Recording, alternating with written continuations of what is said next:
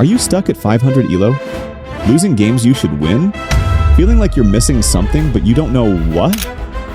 I've been there, and I'm here to tell you, it's not your talent, it's not your memory, but it's your mindset. Over 70% of chess.com players are rated below 1000 ELO. Yep, that's millions of accounts stuck struggling to win.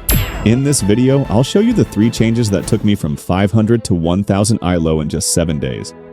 Not memorizing 30-move openings, not studying 200-page books, just pure logic, clarity, and strategy. And if you stay with me till the end, I'll give you a bonus tip that most players never learn, but it makes all the difference. Let's start with the basic mistakes. Playing automatic moves. You see e4, you play e4. You see d4, you play d4. But why? What does that move do? What's its purpose? Most beginners play like they're following a recipe, but chess isn't cooking. It's combat. Every move must serve a purpose. Does it control the center, open lines, threaten something? If not, it's just noise. If you're just copying what you saw in a YouTube short or a meme opening, you're not playing chess. You're guessing. Let's look at this position.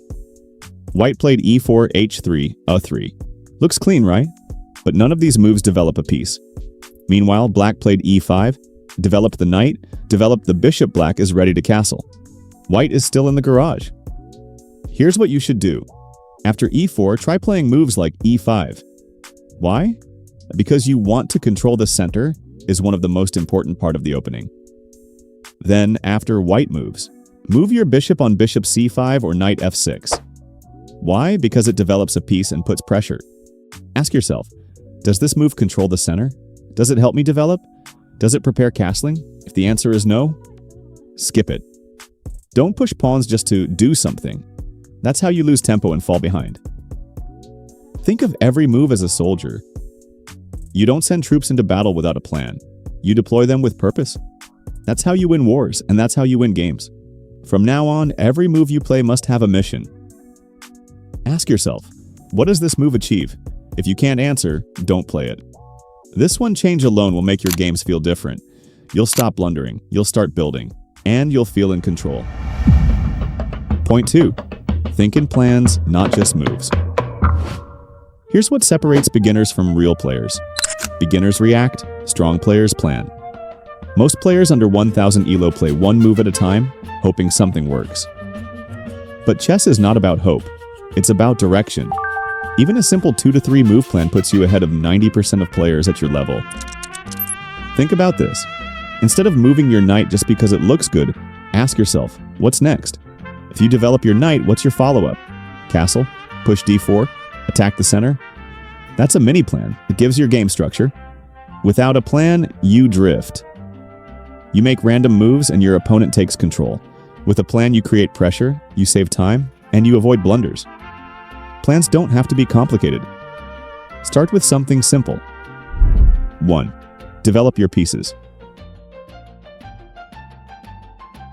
2.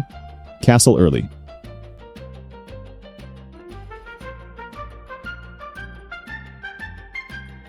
3.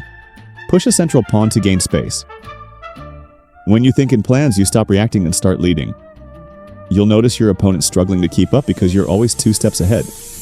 Before we dive into this next tip, I want you to do something right now. Comment your current rating below and tell me where you want to be in 30 days. And if you haven't already, hit that subscribe button. Because we're building smarter players, one move at a time. Let's make this the strongest chess community on YouTube. Thank you for the attention. Let's get into it. Let me tell you something that might surprise you. Chasing checkmate too early is one of the fastest ways to lose a game. I know it's tempting. You see your queen and bishop lined up and you think, I can end this in 4 moves. But here's the truth. That kind of thinking works only against someone who doesn't know how to defend. That's the scholar's mate. One of the most common traps in chess. The queen and bishop are both aiming at f2, a very weak square because the only piece defending it is the king. If you don't know how to stop this, you can lose in just 4 moves. So, how do we defend this mate? It starts with the queen jumping to h5, aiming straight at f7 for a quick checkmate. This is one of the most common traps at beginner level, and if you don't know how to handle it, you can lose in just 4 moves.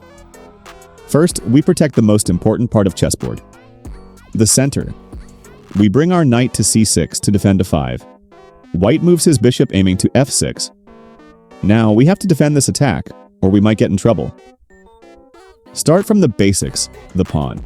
By playing g6, we attack the queen and force her to move. She will usually slide to f3 because she's still trying to checkmate on f7. But here's the trick. We bring our knight to f6 and now the queen's attack is completely useless. White develops his knight. And look what happened. The queen is out of position. This is our chance to turn the tables. Now we play d6, this move is crucial. Why? Because it clears the road for our white square bishop.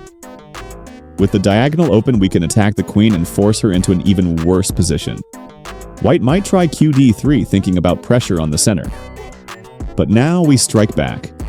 Our knight jumps, attacking the queen and even threatening c2. White has to move the queen away, and then, boom! We give a check and take the rook, from defending to winning in just a few moves. Stop the video for a second and look at this position carefully. Ask yourself, what's wrong here? Why is white in trouble already? Now stop again and study this second position. Notice the difference. White isn't dreaming of a quick mate, white is building a strong foundation. Which one do you think wins more games?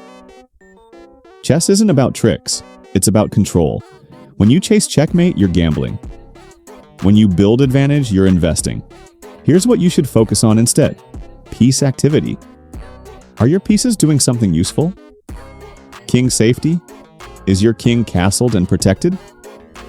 Space. Do you control the center and restrict your opponent? When you have these three, the checkmate will come naturally. You won't need to force it. Don't chase the win, build it.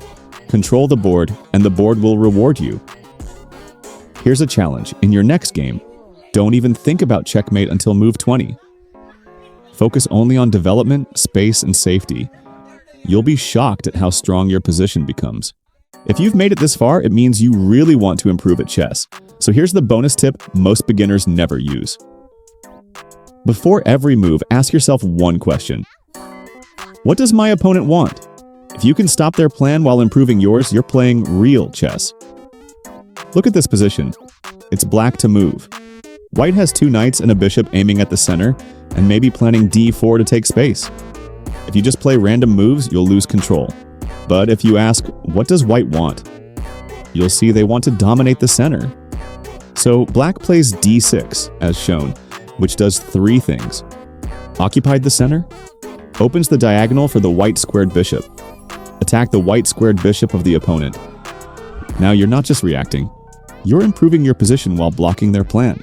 That's the power of thinking about ideas, not just moves. If this tip opened your eyes, imagine what mastering the full strategy will do for your game. Hit like to help more players escape the 500 trap. Subscribe and join the community. We're building smarter players, one move at a time. And drop a comment with your current rating. Let's track your progress together. Next week, you could be the one teaching others these secrets. Remember, don't just play moves, play ideas.